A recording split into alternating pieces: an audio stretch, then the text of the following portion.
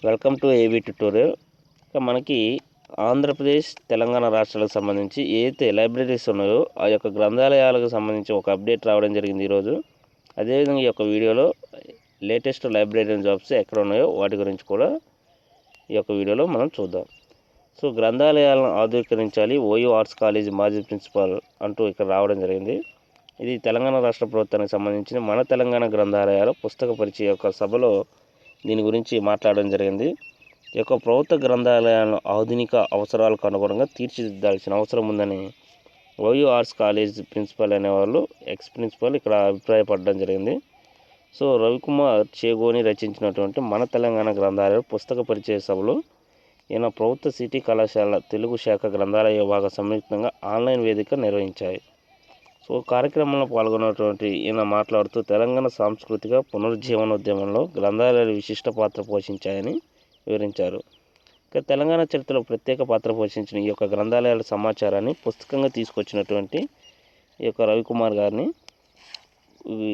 అభినందించడం జరిగిందనమాట.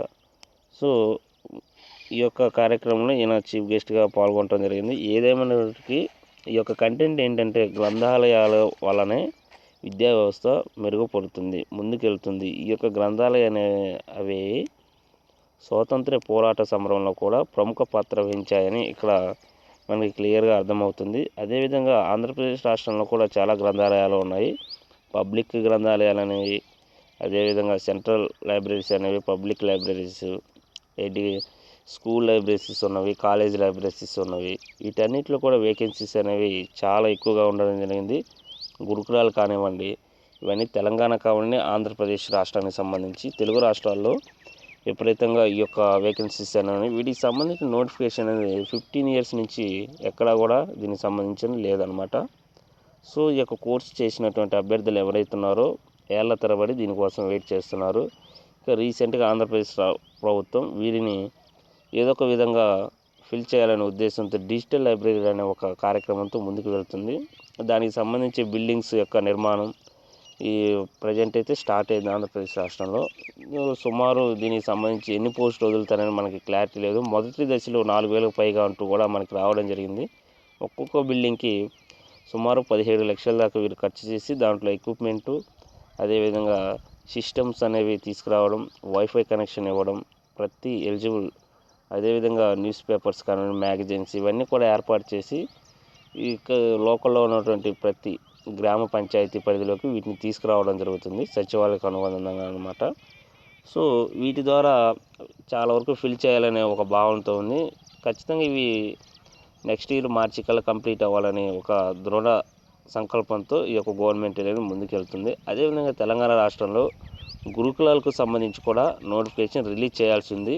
కానీ ఈ యొక్క న్యూ జాబ్ క్యాలెండర్లో వాటిని కలిపేసి రిలీజ్ చేయాలని ఉంది. కానీ ఈ యొక్క కోవిడ్ సిచ్యువేషన్స్ వల్ల, జోన్ల విభజన వల్ల, అదేవిధంగా తెలంగాణ రాష్ట్రంలో ప్రస్తుత పరిస్థితుల దృష్ట్యా వీటిని ఈ యొక్క క్యాలెండర్ అనేది దీనిపై క్లారిటీ రాలేదన్నమాట.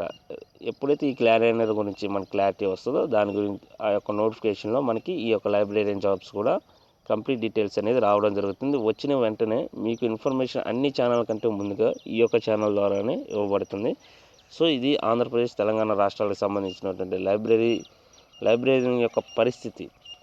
స్వాతంత్ర సమరం యొక్క ఆ యొక్క టైంలో వీటి పాత్ర వివరించలేనిది, కానీ ఇప్పుడు ఇవి మరుగున పడిపోయాయంటూ ఇక్కడ ప్రధానంగా రావడం జరిగింది. వీటిని ఆధునీకరించాల్సిన బాధ్యత గవర్నమెంట్ది అంటూ ప్రధానంగా ఇక్కడ మాట్లాడడం జరిగింది. సో అదేవిధంగా మనకి ఈరోజు లైబ్రరీయన్ జాబ్ ఒకటి మహాత్మా జ్యోతిబా పూలే రోహిల్ఖండ్ యూనివర్సిటీ బేరేలి అంటూ రావడం జరిగింది. సో ఇక్కడ వచ్చేవాటికి మన లైబ్రరీయన్ జాబ్స్కి సంబంధించి చూద్దాం. ఇక్కడ వచ్చేవాటికి librarian, deputy librarian and assistant librarian అంటూ పోస్టులు రావడం జరిగింది. ఇవన్నీ కూడా లైబ్రరీయన్ డిపార్ట్మెంట్కి సంబంధించింది. సో దీనికి సంబంధించి లాస్ట్ డేట్ కూడా ఇవ్వడం జరిగింది, ఆగస్టు. ఇది మొత్తంకి వచ్చేవాటికి September 30 అంటే ఈ నెల చివరి వరకు ఉందన్నమాట. సో ఇక్కడ మనకి ఒక వెబ్సైట్ కూడా ఈ యొక్క నోటిఫికేషన్లు ఇవ్వడం జరిగింది, www.mjpra.ac.in అనమాట. సో ఈ యొక్క వెబ్సైట్లో మనం ఓపెన్ చేసి దీనికి సంబంధించి కంప్లీట్ డీటెయిల్స్ అనేవి మనం తెలుసుకోవచ్చు. ఇక లైబ్రరీయన్ వచ్చేవాటి ఒకటే ఉంది, ఇక్కడ అన్రిజర్వ్డ్ పోస్ట్ ఒకటి. ఇది 7th CPC లెవెల్ అనమాట, లెవెల్ 14 అనమాట. ఇక నెక్స్ట్ డిప్యూటీ లైబ్రేరియన్ ఒకటి అన్రిజర్వ్డ్, ఒకటి SC అనమాట. అసిస్టెంట్ లైబ్రేరియన్ ఒకటి అన్రిజర్వ్డ్ అనమాట. ఇది 7th CPC, మొత్తం కూడా లెవెల్ 13, 10 అనమాట ఇవి. సో శాలరీస్ కూడా మనకి ఇవ్వడం జరిగింది.